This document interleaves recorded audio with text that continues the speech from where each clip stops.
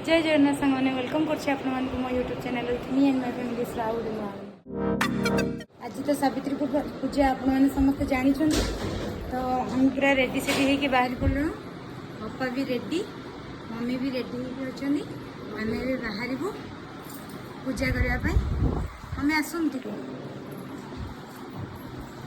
Mummy ये ready होती अपा भी रेडी आम तीन जन ये आउ दी अपा सान मम्मी बेंगलोर अच्छा से सावित्री पूजा करेंगे आम मिस करूँ एंजॉय आम पूजा थाली भी आम रेडी करके रखीचु आम ए बाहर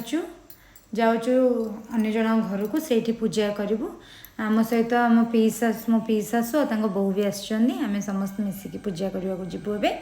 मु पूजा थाली देखूँ केते सुंदर सजा है माँ को बहुत सुंदर फूलमालटे भी नहींचु वर्षा पाग झिप झिप वर्षा भी पड़ुची आज आम दीजा बाहरी पड़लु टिप टिप वर्षा पड़े एपटे खरा आम जा पहुँचगलु घरे सेठी समस्त देखो पूरा आसिक रेडी हो गले माँ को केते सुंदर सजा है मत ये देखा भारी भल लगे आर वर्ष मोर प्रथम सावित्री थी मुझे प्रथम थर पर देखी बहुत बहुत भल लगे आम जा पहुँचला पर आम प्रथम माँ को चंदन सिंदूर लगे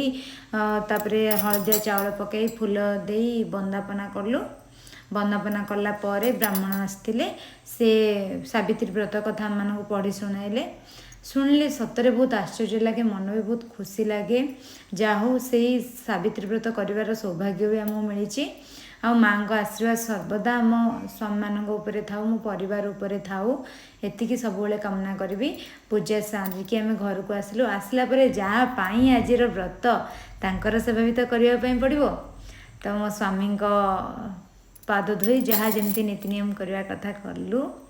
ये सब सरिबा परे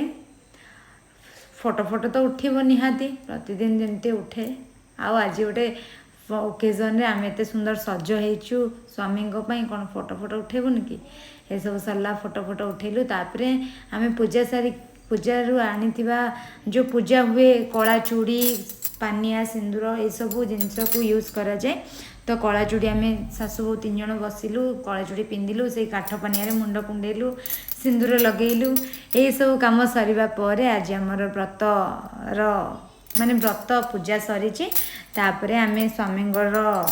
अईठा सारिकी आम आमर प्रसाद सेवन कलु आम आमर उपवास रे जहाँ फलमूल खाइबा कथा खाइकी आमर व्रत को शेष कलु। हाँ आजर भिडियोटी आपण मानकु केमती लागिला मते निश्चय कमेंट द्वारा जणाइबे भल लागिले लाइक करिवे।